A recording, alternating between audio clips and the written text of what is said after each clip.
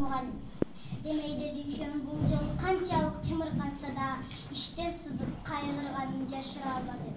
Ал мени кайта тигиле карап, жакандын топчуларына чейин эркелете сылап, Алтынай, мен сени өмүр жаныман алып чыгарбас элем.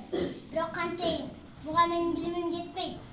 Мен болсо ушул жерде калып балдарды окута берем. Күчүм канча жетсе ошончо окутам. Бул арада талаамы жагат. Оттор балдаган поезд көрүндү. Мына эм жөнөйсүң.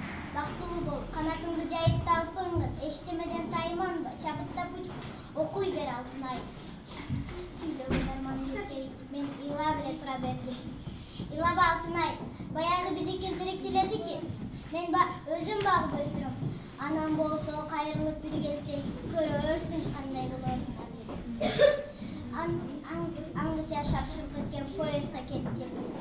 Мына эми жодураган көздөрүңөн айланайыным. Бери бол, дүйшөн мени катуу кучактап, чачымдан жыттап, ичкемден өттү. Ал эми сапарың ачылсын, жодураган көздөрүңөн айланайыным.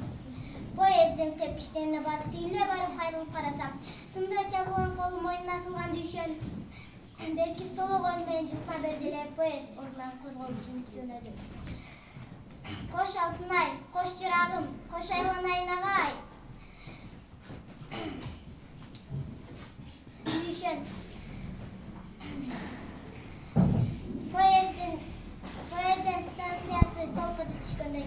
Алтынай! Баягындай, мындай демес. Оюнда дүйшөн бирдикени айтпай калгансып, өкүнгөндөй кыйкырды. Азыркада бул кыйкырык кулагыма болгонсып, кайдактын барган таласы. Поезд менин жаңы эмгекке, жаңы жашоого алып бара жатты. Кош биринчи мугалимим, кош балалык чагым, кош жер кыртышынын астындагы тунук өңдүү булак.